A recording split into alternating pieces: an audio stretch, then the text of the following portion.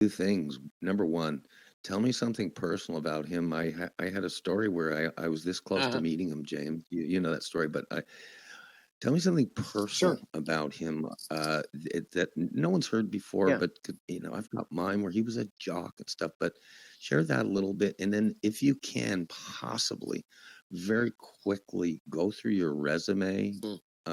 just 2 yards, and you can start with the three Purple Hearts. I figure three Purple Yeah. Hearts, two Bronze Stars, a Silver Star, and a partridge in a pear Mhm. tree. Mhm. Right? Mhm. But please tell me something personal and take all the time you Yeah. need, James. Seriously. I love this stuff. I've heard awesome things about W, but go Yeah. ahead.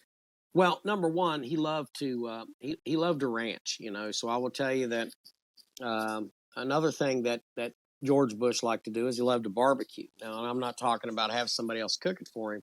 I mean, he was quite the outdoor barbecuer and could make some great mesquite um, and um, and barbecue ribs that you'd die for. So he loved to go to the ranch down in Texas and go out and split firewood and do all that. He tried to stay in shape all the time. I mean, and obviously we're all getting older, but he was in very good physical shape. When I met him back in '05 as well. So those are some things that I can tell you that he liked to do. And he just liked to have personal conversations with people. I mean, he'd sit down with you and drink a beer with you. That's just the way that he is. And he's still that way. Now he's a little closer to his faith now, as he gets older. And obviously, he has his opinions. He tries very hard to be a professional and civil person in all things that he does.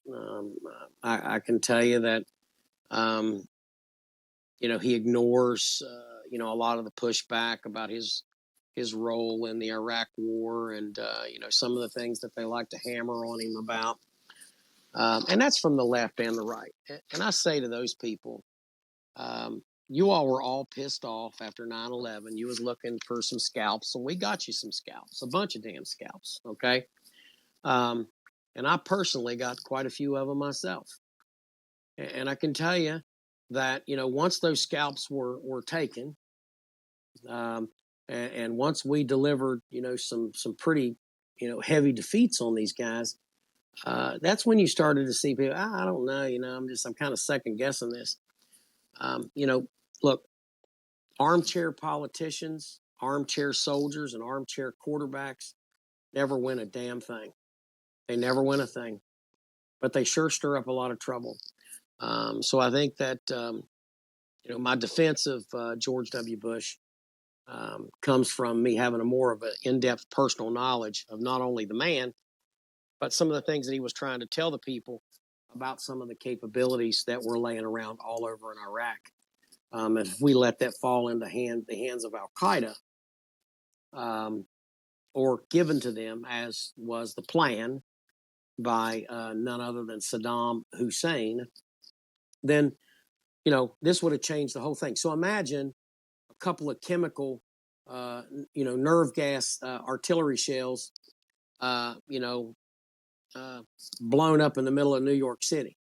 Imagine that. Okay, we saw some of that. We saw some gases released in the subways before. But let's just talk about something really serious, military grade that could kill a lot of people. Well, that could have very well happened, and it could happen right now. I think that we've let our guard down the last 2 years, especially. We've probably got about 8 million people in this country, and probably about 6 million of them we don't know who the hell they are, or where they come from, and that's a scary thing. There's a lot of alarms out there and red flags, and we're about ready to get another 9/11. That's my big concern that we have. As far as my resume